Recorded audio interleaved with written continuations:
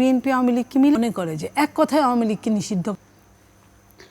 দেখেন, বিএনপি এমন একটা দল যে দল 16 বছর আওয়ামী নির্যাতিত চরমভাবে, এটা বলার অপেক্ষা রাখে না। খুন, গুম, আপনার দখলবাজি, অন্যান্য অত্যাচার, শারীরিক নির্যাতন, মানসিক নির্যাতন, দেশ ছাড়া করা, এগুলো সব কিছু বিএনপির উপর দিয়ে চলেছে। মানে এটা শুধু চলেছে বললে ভুল হবে। আপনার জেলখানা, সমস্ত জেলখানাটাই বিএনপির জন্য ছিল।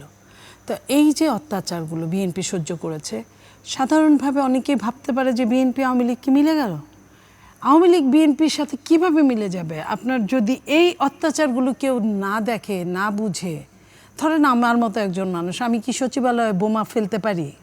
আমি ঢিল দিয়ে আমার ঢিলটুকু কতটুকু যাবে? যে আমরা যে মামলাগুলো, যেমন মামলা আমরা খেতাম, আমি সেই জায়গা থেকে বলছি যে বিএনপি খুব টর্চারের শিকার হয়েছিল আওয়ামী লীগের, তারপরেও বিএনপি করা যায় না। আওয়ামী লীগ নিষিদ্ধ অটো হয়ে যাবে যদি সবার বিচার হয়। বিএনপি চায় আওয়ামী লীগ আমাদের যে টর্চার করছে, টর্চারের বিচার হোক। 16 বছর জনগণের কাছ থেকে 15.5 বছর যেভাবে দখল করে জনগণকে ভোটাধিকার প্রয়োগ করতে না দিয়ে দখল করে ক্ষমতাকে কুক্ষিগত করছে, সেটার বিচার হোক।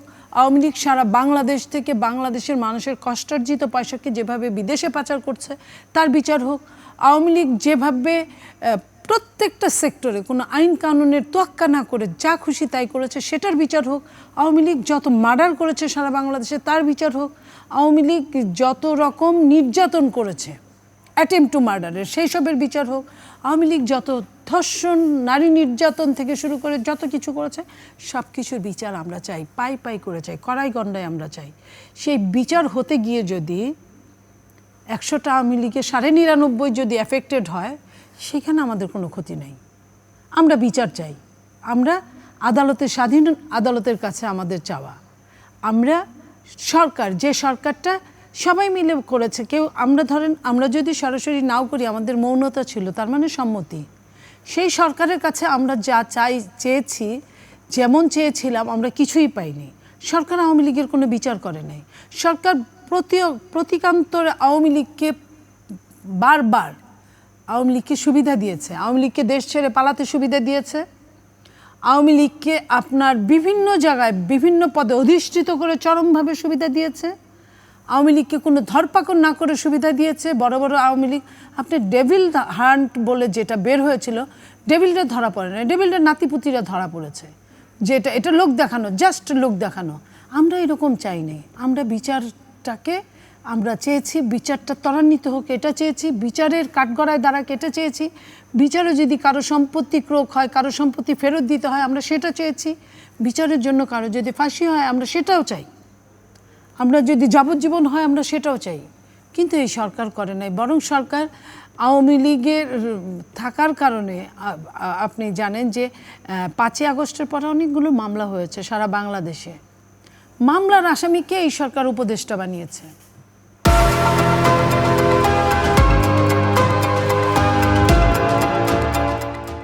তা গুরুত্বপূর্ণ উপদেষ্টা বানিয়েছে আপনার।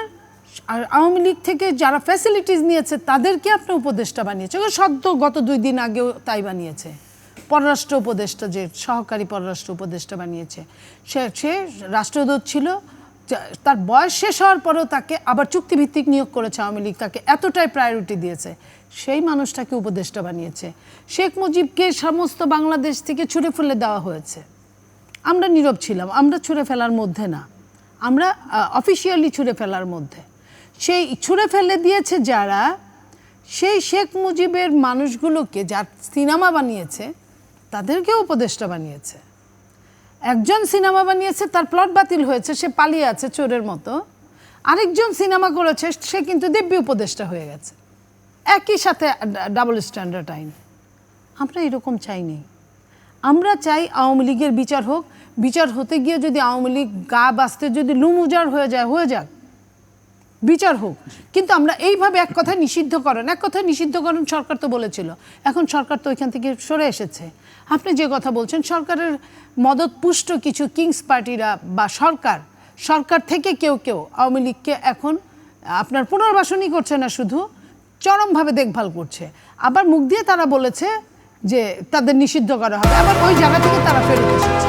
আমরা যখন দেখি যে কিংস পার্টির মতো পার্টির যারা চিফ তারাও কিন্তু আওয়ামী লীগের দূষরদের সঙ্গে মিটিং করছে, তাদের কাছ থেকে টাকা নিচ্ছে, তাদের অর্থ দিয়ে ইফতার পার্টি করছে, তাদের অর্থ দিয়ে গাড়ির মহড়া করছে, নির্বাচন করছে।